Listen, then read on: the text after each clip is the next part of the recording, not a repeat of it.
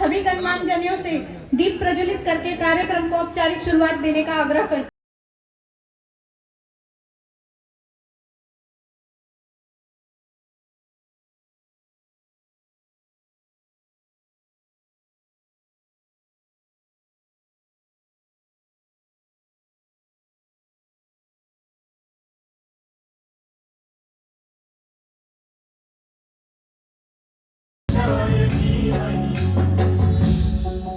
सर्वप्रथम हम स्वागत करते हैं आज के मुख्य अतिथि माननीय मंत्री श्री हरदीप सिंह पुरी जी का, पेट्रोलियम एवं प्राकृतिक गैस आवासन एवं शहरी मामले मंत्रालय के मंत्री। उसके बाद हैं माननीय श्री आरपी सिंह जी, राष्ट्रीय प्रवक्ता भारतीय जनता पार्टी, माननीय श्री मोहनलाल दायमा जी, भारतीय जनता पार्टी, माननीय प्रधानमंत्री जी के द्वारा की गई थी। आज हम सभी 7 मार्च को जन औषधि दिवस को मनाने के लिए यहाँ एकत्रित हुए हैं। यह हमारा 5वां जन औषधि दिवस है, जिसे हम पूरे भारत में जोर शोर से मना रहे हैं। हमें पूरी उम्मीद है कि इससे भारत में जागरूकता आएगी कि प्रधानमंत्री जन औषधि परियोजना अपने सभी देशवासियों को उत्तम एवं किफायती दवा देने के लिए प्रतिबद्ध है। तो अपने निकटतम केंद्र और सुगम ऐप से ट्रैक कर सकते हैं। वर्तमान में इन केंद्रों में 1759 से अधिक दवाइयाँ एवं सर्जिकल उत्पाद उपलब्ध हैं। अधिक जानकारी के लिए आप हमारी वेबसाइट पर जा सकते हैं या हमारे जन औषधि ऐप की मदद भी ले सकते हैं। आज यहाँ पर 4 प्रमुख अतिथि जो कि प्रधानमंत्री जन औषधि के सफर और इसकी सफलताओं के बारे में चर्चा करेंगे। जी, मैं सुगंध गुप्ता हूँ, करोलबाग जिला में जिला मंत्री हूँ महिला मोर्चा में, और साथ ही इंदरपुरी मंडल की महिला मोर्चा अध्यक्ष का भी पद संभाल रही हूँ। और ये मैं नमन करती हूँ प्रधानमंत्री जी को और उनकी सोच को, जो उन्होंने पंक्ति के अंतिम व्यक्ति तक ये सुविधा पहुँचाई है, जिन्होंने ये केंद्र खोला है, और साथ ही सबको ये दवाइयाँ भी उपलब्ध हो रही हैं बहुत ही जायज रेट्स पर। योजना में सबसे सस्ती दवाइयाँ जन जन तक पहुँचाने का काम किया है। इसके बाद मैं एक लाभार्थी और जी को बुलाना चाहूँगी, सोनिया जी। बैठे हुए सभी को सादर प्रणाम करती हूँ और हमारे प्रधानमंत्री जी को भी शुक्रिया करती हूँ कि उन्होंने ये जन औषधि केंद्र यहाँ पे भी खुलवाया और पूरे भारत में खुलवाया। इसके सभी ने लाभ उठाए हैं, मैंने खुद ने भी इसके लाभ उठाए हैं। एक महिला होने के नाते तो मैं ये बताना चाहती हूँ कि जो हमारे को मल्टीविटामिन, विटामिन, कैल्शियम जिनकी जरूरत होती थी, जो हम पहले खरीदते थे तो वो हमें ज़्यादा रुपए में मिलती थी। अब हमें ये जब चीज़ें यूज़ करने लगे हैं तो हमारी पॉकेट के हिसाब से हो रहे हैं। इसमें अब चीज़ की ज़रूरत होती है वो मात्र हमें 4 रुपये का पैकेट पड़ता है। तो ये सब चीज़ें भी हमें उपयोग हुई हैं। तो हमारे को प्रधानमंत्री जी ने जो ये चीज़ें सुविधाएं हमारे को दिलाई हैं, उसके लिए मैं उनको धन्यवाद करती हूँ। दीपक जी को बुलाऊंगी जो कि 2 लाइनों में अपना एक्सपीरियंस बताएंगे। पड़ोस में एक हार्ट पेशेंट थे और उनकी दवा जो है करीब 6000 रुपए की आती थी। आज वो दवा 1800 और 2000 रुपए की आ रही है। तो यशस्वी प्रधानमंत्री के लिए एक बार ताली बजनी चाहिए। उन्होंने वो कार्य किया है कि आखिरी पंक्ति तक उस व्यक्ति को सहायता पहुंचे। हाँ, एक निवेदन मंत्री जी के सामने करना चाहता हूँ कि बिना प्रचार के कुछ नहीं होता। बहुत ऐसे सेलिब्रिटी हैं जो देशभक्तों और राष्ट्रभक्त हैं, जैसे विराट कोहली, अमिताभ बच्चन। अगर जन औषधि का वो प्रचार करें, प्रचार से व्यापार है, तो ये जन औषधि और जन जन तक जाएगी और लोगों को प्रभाव डालेगी। ये एक विनम्र निवेदन है। 50% से 90% तक उसकी कीमत कम होती है। और देश के एक कोने से देश के कोने कोने तक जन औषधि केंद्र खुलते गए। समय की रिकॉर्ड रफ्तार ने इन भारतीय जन औषधि केंद्रों पर WHO GMP प्रमाणित कंपनियों में निर्मित NABL लैब से प्रमाणित 2000 से अधिक जेनेरिक दवाएं एवं सर्जिकल उपकरण सहित अन्य प्रोडक्ट्स उपलब्ध रहते हैं। लोगों के लिए वरदान साबित हो रहे हैं। G20 के अंतरराष्ट्रीय मंच पर मिली विश्वसनीयता के साथ हम सेवा ही संस्कृति के संकल्प के साथ 5वां जन औषधि दिवस मना रहे हैं। माननीय मंत्री हरदीप सिंह जी पुरी एक बार जरा जोरदार तालियां बजाकर पुरी साहब का स्वागत करें, हमारे क्षेत्र में आए हैं। मंच पर हसीन मेरी पार्टी के यहाँ के जिलाध्यक्ष राजेश गोयल जी, मेरी पार्टी के प्रदेश मंत्री आपके अपने जननायक यहाँ से मोहन दायमा जी, आपके यहाँ की पार्षद साहिबा ज्योति अमर जी, पूर्व में आपके यहाँ की जो पार्षद साहिबा थी सुनीता कौशिक जी, यहाँ पर बैठे हुए मेरे पूर्व में मंडल अध्यक्ष रजत गर्ग जी, खेम सिंह मावड़ी जी, रमेश आशीवाल जी, विंदर राम जी, कई सारे और अच्छे कार्यकर्ता मेरे पार्टी के और अन्य यहाँ समाज के जो बंधु यहाँ पर आए हैं। शशि कौशिक जी भी बैठे हैं बीच में, अतुल जी भी हैं, अन्य यहाँ पर आए हुए गणमान्य सज्जन और बहनों, हम लोग यहाँ पर ये आज दिवस मनाने आए हैं। आभार करते हैं प्रधानमंत्री मोदी जी का, जिन्होंने इस प्रकार की सोच से आज देश भर में गरीब कल्याण के अंतर्गत गरीब से गरीब आदमी की चिंता कैसे हो, इस विषय की चिंता करते हुए देश भर में लगभग 9000 इस प्रकार के जन औषधि केंद्र खोले हैं। 9000, और दिल्ली में लगभग 386, अगर मेरी फिगर ठीक है, हो सकता है बढ़ गई हो, लगभग 386 जन औषधि केंद्र दिल्ली में खोले हैं। दूर की सोच है, और प्रधानमंत्री मोदी जी निरंतर ये चिंता कर रहे हैं कि किस प्रकार से हम गरीब कल्याण कर सके, गरीबों की चिंता कर सके, किस प्रकार देश के अंदर आज लगभग इलाज फ्री मिलता है। ऐसी अपेक्षा हम यहाँ पर भी करते हैं, परंतु कुछ सरकारों के चलते हुए मामला रह जाता है, कुछ क्षेत्रीय सरकारों के, राज्य की सरकारों के चलते हुए, परंतु अभी भी हम निवेदन करेंगे कि वैसी स्कीम यहाँ पर दिल्ली में भी लागू हो। और यही नहीं, अभी हाल में जिस प्रकार कोरोना के दौरान प्रधानमंत्री मोदी जी ने चिंता करते हुए हर व्यक्ति को 2 वैक्सीनेशन, तीसरा वैक्सीनेशन भी फ्री लगवाया, ऐसा कभी हुआ नहीं, और पूरी दुनिया में इस बात का लोहा माना जा रहा है, और पूरी दुनिया इस बात की तारीफ कर रही है। जिस प्रकार से कोरोना काल के अंतर्गत प्रधानमंत्री मोदी जी ने पूरा कोरोना काल किस प्रकार से अच्छे ढंग से हमारी सेवा करते हुए और पूरे देश को उस संकट से बाहर निकाला, ये दर्शाता है कि प्रधानमंत्री जी की जिस प्रकार की मोदी जी की एक दूरगामी सोच है, एक व्यापक सोच है कि किस प्रकार मैं मुसीबत की घड़ी में, और वैसे भी मैं किस प्रकार गरीब से गरीब आदमी की, जो अभी दीपक जी कह रहे थे कि पंक्ति में जो अंतिम व्यक्ति है उसकी भी किस प्रकार चिंता कर सकूं, ये जन औषधि केंद्र भी उसी कड़ी में प्रधानमंत्री मोदी जी के द्वारा लिए हुए इनिशिएटिव है। हम सबके सब आज पुनः प्रधानमंत्री मोदी जी का आभार प्रकट करते हैं, और जी मेदिरता जी का भी, जिन्होंने हमको ये मौका दिया यहाँ पर इकट्ठे होने का। आप अतिथि मंत्री श्री हरदीप पुरी सिंह जी, जो कि मंच पर आकर अपने जन औषधि दिवस पर 2 शब्द कहेंगे। भाइयों और बहनों, होली के शुभ त्योहार पर मैं आप सबको अपनी शुभकामनाएं देता हूं और आपका धन्यवाद करता हूं कि आज आपने समय निकाल के आप यहाँ पे हमारे साथ जो 5वां जन औषधि दिवस है उसको हम मना रहे हैं। मंच पे भाजपा दिल्ली के वरिष्ठ नेता और मेरे छोटे भाई श्री सरदार आरपी सिंह जी, यहाँ हमारे डिस्ट्रिक्ट प्रेसिडेंट राजेश गोयल जी, श्री मोहनलाल दायमा जी, श्रीमती ज्योति गौतम जी, श्रीमती सुमिता कौशिक जी, और आप सबका मैं स्वागत करता हूं। देखिए, जब माननीय प्रधानमंत्री जी ने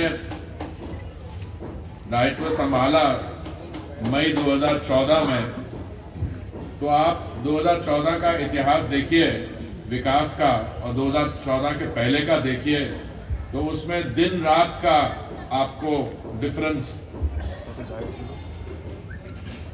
दिखाई देगा। माननीय प्रधानमंत्री जी की जो केंद्रीय सरकार की जो योजनाएं हैं, आयुष्मान भारत जिसका आरपी सिंह जी अभी जिक्र कर रहे थे, प्रधानमंत्री आवास योजना, ये जन औषधि कार्यक्रम जो 2015 में शुरू हुआ, और सारी जो योजनाएं हैं, अगर मैं उनको गिनाऊं और उनके जो लाभ जिससे मिला है तो मुझे लगता है हमें कई घंटे यहाँ पे बैठना पड़ेगा। एक भाई साहब अभी ये कह रहे थे कि शायद जन औषधि का प्रचार करने के लिए हमें शायद फिल्म स्टार या क्रिकेट स्टार्स की आवश्यकता है। मैं समझता हूं नहीं है। अगर वो आके प्रचार करना चाहे जरूर करें, उनका हम स्वागत करेंगे। पर आप देखिए, माननीय प्रधानमंत्री जी ने पिछले 8 साल में जब से यह योजना शुरू हुई, अब से लेके आज तक कितने हमारे भाइयों और बहनों को लाभ मिला और किस तरीके से मिला। मैं जन औषधि प्रोग्राम पे 2 मिनट में पहुंचूंगा। अभी आरपी सिंह जी ने कई आंकड़े आपके सामने रखे, मैं उनके बारे कुछ बताऊं। उनके आंकड़े बिल्कुल सही थे। इस समय देश भर में उन्होंने 9000 का फिगर बताया। एग्जैक्ट फिगर है 9177।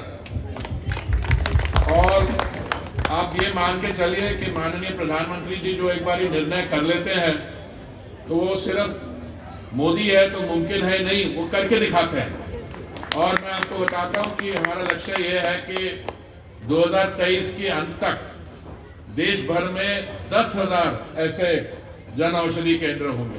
पर मैं आपका इसका शुरुआत कहीं और से करना चाहता हूं। देखिए, मेरा सौभाग्य है कि मुझे माननीय माननीय प्रधानमंत्री जी ने अपनी टीम में लिया, मुझे केंद्रीय मंत्रिमंडल में शामिल किया कुछ 6 साल पहले। और एक हमारा जो जिस डिपार्टमेंट के साथ मैं जुड़ा हुआ हूं, urban housing and urban affairs, मैं उसके बारे में कुछ आंकड़े आपके सामने रखना चाहता हूं, क्योंकि ये लार्जर पिक्चर भी है। जब कांग्रेस और यूपीए की सरकार थी 2004 और 2014 के बीच, तो सारी उनकी जो केंद्रीय योजनाएं थी उनको मिलाकर, सब जोड़कर टोटल खर्चा उन 10 सालों में 1,57,000 करोड़ सरकार ने किया, सारी स्कीम में मिलाकर। मोदी जी की सरकार ने जब दायित्व संभाला, मोदी जी ने खुद दायित्व संभाला 2014 मई में, इनकी योजनाएं जून 2015 से शुरू हुई। और ये एक ऐसी योजना है, अगर आप जून 2015 से आज तक देखें तो 8 साल होते हैं। और पूरे जो अर्बन स्पेंड है, जो पहले 10 साल में 1,57,000 करोड़ था, आप देखिए 8 साल में ये 1,57,000 करोड़ से चल के 18 लाख करोड़ तक पहुंच गया। 8 गुना से ज्यादा, 7-8 गुना से ज्यादा काम हुआ है। ये हम अर्बन मेट्रो की बात करते हैं, अर्बन ट्रांसपोर्ट की। ये अर्बन मेट्रो भी मेरे मंत्रालय में के साथ जुड़ा हुआ। 2002 में जब माननीय प्रधानमंत्री थे अटल बिहारी वाजपेयी जी, शुरुआत हुई थी मेट्रो की 2002 से। आप देखिए 2002 से और 14 तक कितना काम हुआ, 2014 से 8 तक क्या हुआ। इस समय हम विश्व भर में हमारे 5वें स्थान पे हैं, 5th नंबर पे है मेट्रो सिस्टम, और कुछ ही महीनों में हम दुनिया की 3रे स्थान पर पहुंच जाएंगे। जब मोदी जी ने दायित्व संभाला, भारत विश्व भर में 9th पोजीशन पे था, अभी हम 5वें पोजीशन पे है, अपने यूनाइटेड किंगडम को ओवरटेक कर लिया, और आने वाले समय में हम 3रे स्थान पर पहुंच जाएंगे। देखिए, मोदी जी की जो सब योजनाएं हैं, वो प्रधानमंत्री आवास योजना, वो किसके लिए है? जो इकोनॉमिकली वीकर सेक्शन, जो बिलो पॉवर्टी लाइन के हमारे भाई बहन हैं। और अभी अब शहरी क्षेत्र और ग्रामीण क्षेत्र को मिला लें तो 2015 से आज तक 3 करोड़ से अधिक आवास सैंक्शन किए गए हैं। अर्बन क्षेत्र में, शहरी क्षेत्र में पहले डिमांड असेसमेंट 1 करोड़ थी, हमने 1 करोड़ 22 लाख मकान आवास सैंक्शन किए हैं। इसमें से 75-80 लाख को तो लाभार्थियों को तो मिल चुके हैं ऑलरेडी, और आने वाले महीनों में बाकियों को मिल जाएंगे। बड़े शहरों में जो हमारे भाई बहन रहते हैं, उनके लिए सुविधाएं दिलवानी, मैं समझता हूं सबसे महत्वपूर्ण और सबसे तेजी से हमें इस पे काम हमने किया है और कर रहे हैं। अभी आरपी सिंह जी बता रहे थे आपको आयुष्मान भारत स्कीम के बारे में। यह आयुष्मान भारत क्या स्कीम है? मोदी जी ने यह तय किया कि हमारे जो भाई और बहन है, एक परिवार में एक वर्ष में 5 लाख रुपए की सुविधा मिल सकती है इलाज करवाने की, दवाइयों के लिए, ऑपरेशन के लिए और पोस्ट ऑपरेशन केयर के लिए। और इस कितने लोगों ने इसका लाभ दिया आप सबको जानकारी है। बट मैं समझता हूं बहुत चिंता का विषय है कि कुछ ऐसे राज्य हैं जिन्होंने ये स्कीम लागू नहीं की। तो लागू नहीं करने का मुझे तो कभी कारण समझ नहीं आता है। कुछ लोग कहते हैं हमारी अपनी योजना है। अगर आपकी किसी राज्य सरकार की यूनियन टेरिटरी में अपनी योजना तो उसकी जानकारी तो लोगों को दीजिए। अभी आरपी सिंह जी कह रहे थे जब आपने पीछे गए वहां 2 दुकानें, एक में सस्ती दवाई मिल रही है, दूसरे में नहीं। अगर मान लीजिए आपके आयुष्मान भारत जो योजना है, जो मैं समझता हूं बहुत सफल योजना है, अगर आप दिल्ली के नागरिक हैं या पंजाब के नागरिक हैं और आप केरला में जाते हैं, आपको वहां पे भी इलाज आपका हो सकता है। देखिए महामारी के दौरान क्या हुआ? महामारी के दौरान जो पिछली सरकार थी 2004 और 14 के बीच में, उन्होंने जो हमारी पब्लिक सेक्टर में वैक्सीन बनाने की सुविधा थी उसको डिसमेंटल कर लिया। और हमें जो समस्याओं का सामना करना पड़ा, और माननीय प्रधानमंत्री जी ने शुरू में तो जब मैं सिविल एविएशन मिनिस्टर था, हम 1500 टन मेडिकल सप्लाईज बाहर से लाए। फिर हमने देश के अंदर 950 टन डिस्ट्रीब्यूट की मेडिकल सप्लाईज, पर बहुत ही जल्द अपनी डोमेस्टिक हमने वैक्सीन मैन्युफैक्चरिंग शुरू की और आज के दिन मैं समझता हूं 224 करोड़ के अधिक वैक्सीन मुफ्त बांटी गई है देश भर में। देखिए मैं बहुत साल के दूसरे प्रोफेशन में था, आजकल भी ट्रैवल करता हूं। आज के दिन में भगवान ईश्वर का शुक्र है कोई यहाँ पे कोविड की महामारी की निशानी नहीं है। और किस्म के वायरस हो सकते हैं, वो दूसरी बात है। पर आप देखिए जब हम लोग वैक्सीन बना रहे थे और मुफ्त बांट रहे थे, बाकी लोग क्या कह रहे थे? एक युवा नेता है जो बाहर जाके प्रचार करते हैं, उस समय वो कह रहे थे मोदी जी हमारे बच्चों की वैक्सीन कहाँ है? तो मैं कहा करता था राजस्थान में जहाँ आपकी सरकार है वहां तो आप कूड़े में फेंक रहे हैं, और उस समय पंजाब में उनकी सरकार थी, वहां पे उसमें मुनाफाखोरी कर रहे हैं। देखिए लोग क्लेम बहुत करते हैं, पर राजनीति एक ऐसी चीज है जिसमें आप जो कहते हैं आप बहुत ही जल्द आपको आप जो कहते हैं और आप कर दिखाते हैं उसमें अगर ज्यादा अंतर हो। वो कहां गए मोहल्ला क्लिनिक? जो मोहल्ला क्लिनिक की बात होती है, मुझे इतनी खुशी है कि माननीय प्रधानमंत्री जी बता रहे थे 50% से अधिक डिस्काउंट पे जन औषधि केंद्र में मिलती है। पर कुछ लोग क्या कर रहे थे, वो दवाइयां नहीं बांट रहे थे, वो सस्ती शराब की कोशिश कर रहे थे। अभी भी मैंने पंजाब के मुख्यमंत्री को कुछ दिन पहले चिट्ठी लिखी है। मैंने कहा कि देखिए आपने जो अलॉटमेंट है आपकी एथेनॉल बनाने के लिए, जो मतलब क्लीन फ्यूल है, उसकी जगह आप शराब में उसको डाइवर्ट कर रहे हैं। देखिए इस अवसर पे मैं राजनीतिक बातें नहीं करना चाहता, पर मैं आपके साथ कुछ आंकड़े शेयर करना चाहता हूं। आज के दिन में देश भर में 700 कोई 60 करीब जिले हैं, जिसमें 743 जिलों में 9177 जन औषधि केंद्र अभी ऑपरेशनल है। जो आपने 9000 का आंकड़ा बताया था बिल्कुल ठीक है। अप्रैल 2022 से लेके फरवरी 2023, मैं एक साल भी पूरा नहीं हुआ इस पीरियड में, अप्रैल 2022 से लेके फरवरी 2023 तक करीब 6600 करोड़ रुपए की बचत हुई है इस योजना के कारण। तो आप समझ सकते हैं कि अगर आप नहीं होते तो ये हमारे भाइयों बहनों का और 6600 करोड़ खर्च होता। और जैसे मैंने आपको बताया मोदी जी की सरकार का लक्ष्य है कि 2023 के अंत तक 10,000 जन औषधि केंद्र चालू हों। और मुझे पूरा विश्वास है कि आने वाले 8-9 महीनों में हम 9,177 से पहुंच के 10,000 तक पहुंच जाएंगे। 27 अगस्त 2019 को जन औषधि सुविधा के कारण हमारी बहनों को, हमारी महिलाओं को सुरक्षित सैनिटरी पैड केंद्र में ₹1 प्रति पर पैड दिया गया। मैं समझता हूँ ये बहुत हमारी ये अच्छा निर्णय था और इसका बहुत अच्छा फायदा हुआ। आयुष्मान भारत योजना आज 10 करोड़ से अधिक भारतीय परिवार को इसका लाभ मिला है। 10 करोड़ एक जो बहुत होता है, और ये तब जब कुछ राज्य और कुछ यूनियन टेरिटरीज को ने इसको लागू नहीं किया।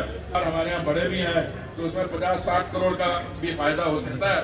पर इसमें मैं समझता हूँ जो ज्यादा इम्पोर्टेंट फिगर है कि ये स्कीम और पॉपुलर होती जा रही है और ये बढ़ती जा रही है, और इसका हमारे भाई बहन इसका लाभ उठा पा रहे हैं। देखिए, कोविड के दौरान मैंने आपको बताया कि 224 करोड़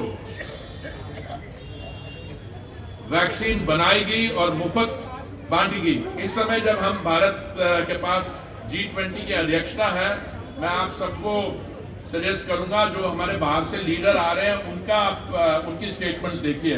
उन्होंने कहा भारत एक ऐसा देश है जिसने सिर्फ अपने नागरिकों के लिए नहीं पर हमें भी वैक्सीन सप्लाई की है। So we were also a good international citizen.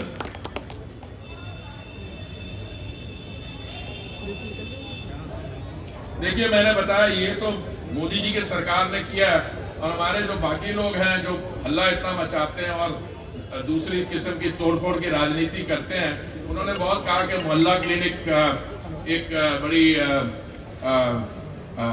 Successful experiment है, और वो ये भी कहते हैं कि उन्होंने एजुकेशन में बड़ा अच्छा काम किया है।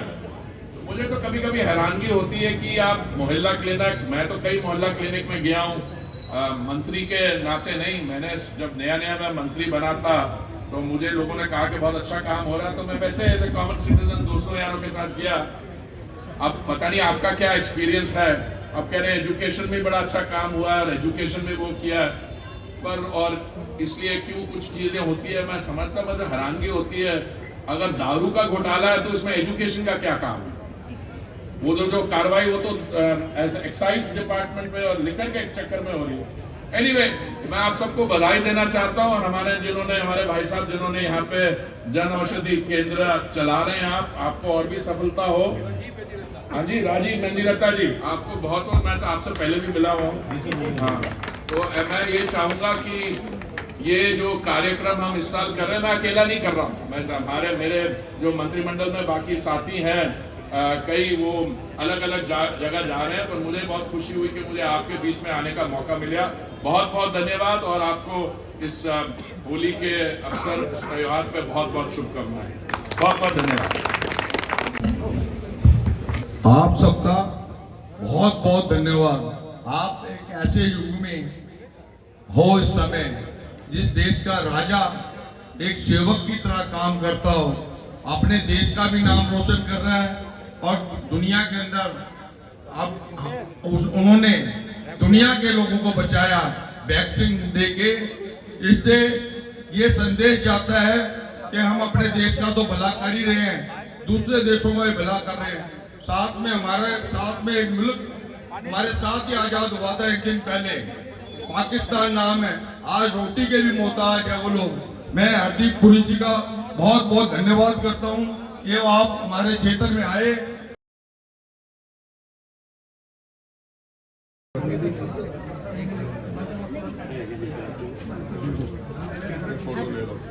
मैं आपको बता रहा हूँ, जब ये कार्यक्रम शुरू हुआ ना, कई हमारे में से लोग थे जो हमारे साथ जुड़े हुए नहीं है। वो कहते नहीं, ये वैसे बात है, थोड़ी सी किया है, शायद थोड़ी सी कमी होगी।